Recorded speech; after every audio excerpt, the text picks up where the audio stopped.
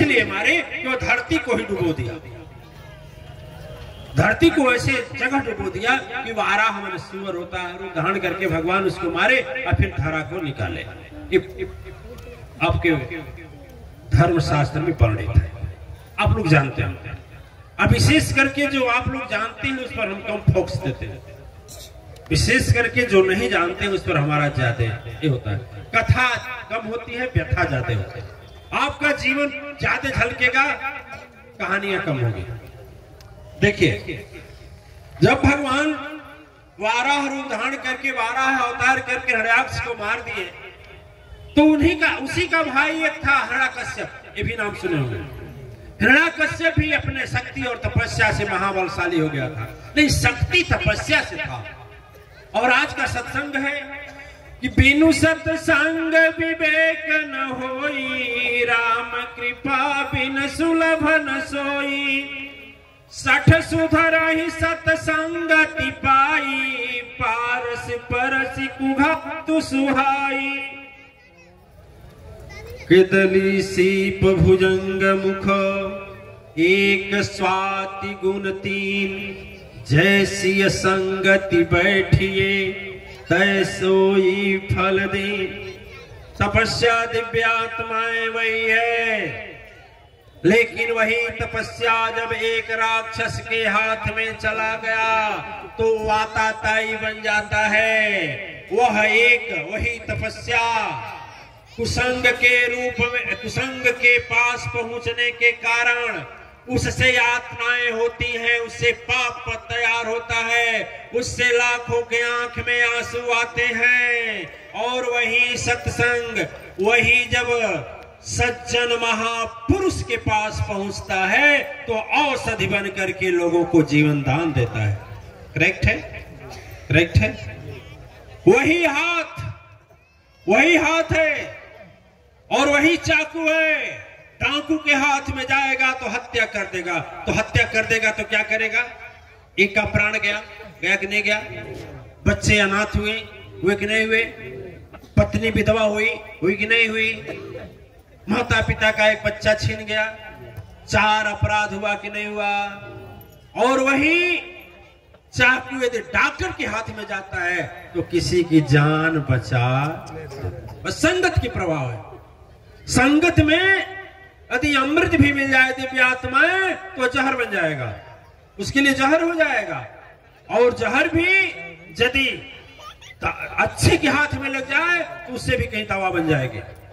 इसी बीमारी से बचा लिया जा सकता है। संगत का इतना बड़ा प्रभाव है। इतनी बड़ी शक्तियां, इतना बड़ा सिद्धि और तपस्या हासिल करने वाला हिरण्याकश्यप जब शक्ति पा गया तो उन्हीं को ललकार देने लगा जिनसे शक्ति पाया था। करेक्ट है, समझ रहे? हमारा भी मन कभी कभी भगवान को चुनौती देता है। भगवान तेरे रहने से क्या फायदा? 4 दिन 5 दिन लगातार वर्षा हो जाए, कितने लोग भगवान को गाली देना शुरू कर देते हैं। सच है या झूठ है? 10 दिन शीतलहर आ जाए, 11वें दिन से जनता गाली देना शुरू करेगी। उससे कुछ फायदा होने वाला है? मुंह जो मिला है। अच्छा, 10 दिन का शीतलहर याद है, लेकिन 2 महीने और 3 महीने का वो बसंत ऋतु याद नहीं है। नहीं याद है, भूल गया। ठीक है, तो देखिए, जब अज्ञानी के पास, यदि कुसंगी के पास, कुसंग में रहने वाले के पास कोई विद्या चली जाती है तो वह विद्या हमेशा दुख पैदा करती है। और वही विद्या जब सदगुरु के संग में रह करके हम प्राप्त करते हैं, वही विद्या सबको सदगति देती है, शांति देती है, संपत्ति देती है और समृद्धि देती है। वही तपस्या हिरण्याकश्यप जब पाया तो हिरण्याकश्यप एक काम करता था। हिरण्याकश्यप एक काम करता था, क्योंकि जब ब्रह्मा से वरदान मांगा तो ब्रह्मा से वरदान मांगा तो कहा कि अमर हो ही बर देहु विधाता। ब्रह्मा बड़ी तेजी से हंसे। आदिशक्ति पुराण में है जो कहने जा रहा हूं। ब्रह्मा बड़ी तेजी से हंसे कि हम की दीन तो ही न तो हम है, सुन लो मेरी भी आयो तो मैया बनाई। आदिशक्ति मेरी भी आया तू मैया बनाई, आ के भी वरदान तू मैं तुझको, आ कहने की बात समझ न आई।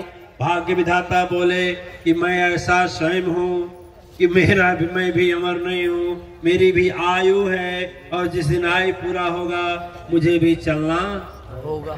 तो मैं कैसे वरदान दे दूं? याद रखना। तब मन में सोचा, चालाकी किया, और मैं कहता हूं सदगुरु भगवान से चालाकी करने वाला जीव कभी बच नहीं पाता है। बच पाता है? जो समर्पण कर देता है वही बच पाता है। संकट परिस्थिति कितना हो विशाल हो, लेकिन मन से विश्वास को मत उठाएं, समर्पण की शक्ति समर्पित करते रहें। देखिए एक दिन ऐसा आएगा कि विजय आपके हाथ में होगी। बोली साचे दरबार की जय, सदगुरु अम्बे अवतार की जय। हिरण्यकश्यप बड़ा चालाकी से सोचा कि ऐसा वरदान मांग ले कि कभी मरे ना। तो भगवान मुझे ऐसा वरदान दीजिए, नर मारे ना, नर मारे ना। अरे नर माने ना देवता, नर से मरो न देवता से मरो, नर से राक्षस से मरो, ठीक है? न धरती पर मरो न अंबर पर मरो।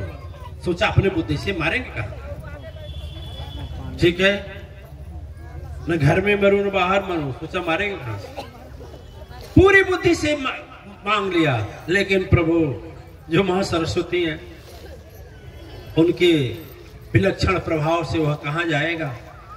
यह मुझे कहने का मतलब नहीं है। मतलब यही है जो बोला है झूठे उसी का उत्तर दे रहे हैं। उसका एक कहना है कि ब्रह्मा कब जय मां जमक है।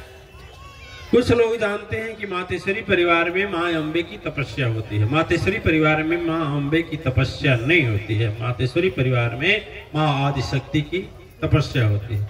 मां अम्बे दुर्गा, दुर्गम को मारी तो दुर्गा हो गई, महिषासुर को मारी तो महिषासुर मर्दनी हो गई, रक्तबीज को मारी तो रक्तबीज संहारणी हो गई।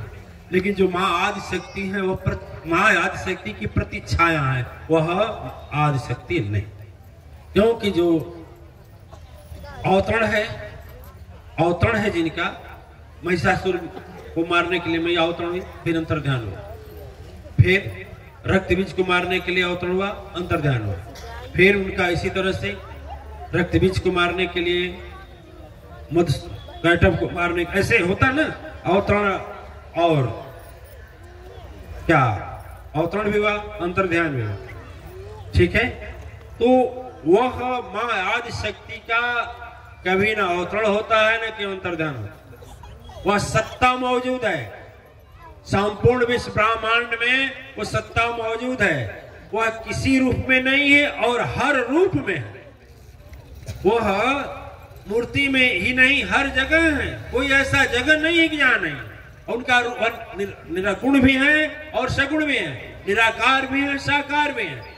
उस मां शक्ति का ध्यान और प्रार्थना मातेश्वरी परिवार में किया जाता है। आगे चल रहे हैं।